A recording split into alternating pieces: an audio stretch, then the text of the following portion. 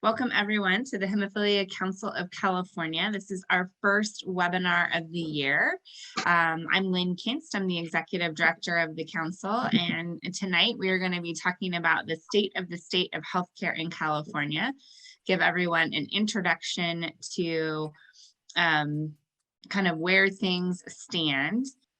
With that, I'm going to introduce Terry Cowger-Hill. She's the principal with Cowger and Associates, is a health policy expert, and has been the legislative advocate for the Hemophilia Council for about 28 years or so at this point. And so we appreciate Terry's expertise, the passion that she brings. She and I are often on the texting even in the evenings and sometimes on the weekends, helping to resolve issues. So we appreciate all that she brings to our community, and she's going to share with us. So Terry, why don't you take it away? So Medi-Cal Rx, a lot of you have probably heard about this. The council handled this issue by hosting a special webinar back in October of 2021, whereby we asked the leadership at Magellan Health, and Magellan Health is the contractor that's working with the State Department of Health and Medi-Cal to implement Medi-Cal Rx. So we hosted a special webinar in October and invited all of the various pharmacies that would be submitting claims under this new program. And so we thought that that would be a great way to educate those who are participating in this program. And so that kicked off in October, and I believe we have a copy of that either on our website or you can get a copy through Lynn and the council. So Medi-Cal Rx did roll out on January 1st of this year.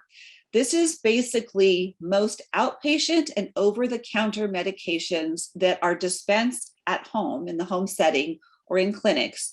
And rather than using a prior authorization or a SAR at the Department of Health, now the drugs will be going through Medi-Cal Rx. California Department of Health Services has assured us that they will still be involved and that they will set the policy, but Magellan Health will operate the approval of the claims per their system. There have been some initial issues during the first few weeks. Several of you have contacted us, and the department has addressed many of those. One of the biggest issues was a huge IT system glitch that they had fixed. Then all of the other cases that were brought to our attention, we were able to get to the folks at the department and Magellan, and most of those cases have been resolved. Next slide.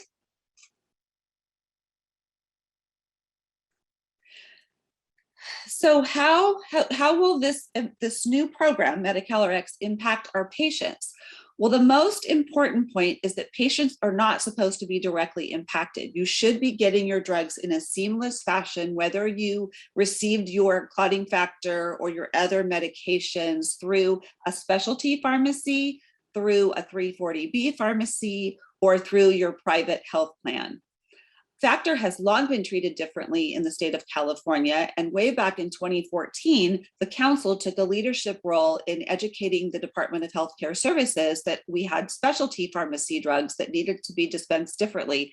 And so when Medi-Cal Managed Care was in full swing, we were successful in carving out Factor and other related products for our bleeding disorders patients to be reimbursed and paid for separately and to be dispensed separately outside of Medi-Cal Managed Care plans.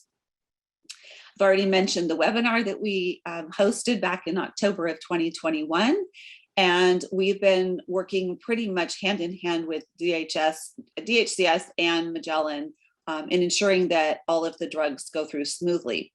The way it's supposed to work is that if you had a prior authorization for your medication, so if you're a patient and you get your Factor, you see your doctor and your care team puts in the prescription, and then your pharmacy handles the prior auth paperwork with the state of California.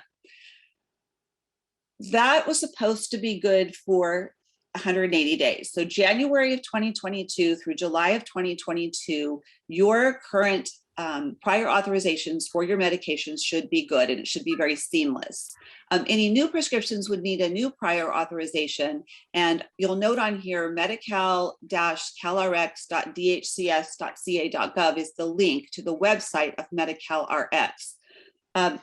Good news tonight is we just received a new update. When you go to that website, you can actually log on to their portal on the right-hand side of that page, and you can sign up to get updates. So the council and I get regular updates, and the update that came out tonight looks like it's a huge systems fix for a lot of the claims that had prior authorizations that have been kicked out.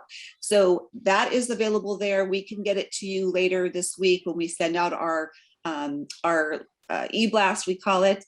So if you're on our mailing list, you'll get that. If you want to get it sooner, go to that website. But basically, it looks like the department has heard our cries for help for this challenging initial rollout of Medi-Cal Rx, and that they're creating a systems fix for those claims that have been kicked out. And we have heard from many of you about that.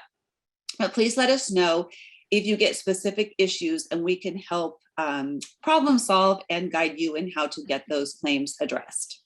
Next slide. Yeah, I just want to add on real quick, Terry, before we move on. I just want to reiterate for the patients and community members that are on the line. This is a lot in the weeds. And most of what has been going on with Medi-Cal Rx is behind the scenes. And it's things that your providers have been dealing with in order to figure out this billing.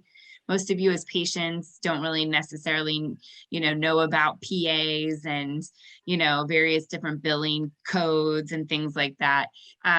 So we don't want to alarm any patients. I think that the problems are being solved, but we also know we have a lot of provider partners on the call. And so we wanted to share this information with them for their benefits, and just reiterate again too, that we're really appreciative of those that have reached out when there have been challenges, because it's important that we really be able to pull all of that together and speak with one voice to the department and ensure that any problems that occur are being solved. So we do want to thank our webinar series sponsors, Sanofi Genzyme and CSL Behring.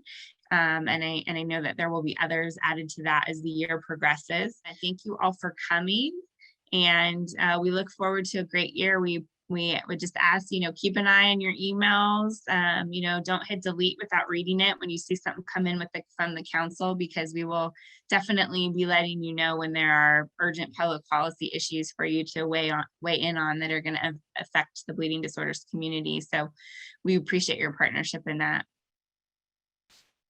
All right. Thanks, everybody. We'll have a great evening, and we will see you soon. Good night. Bye, everyone.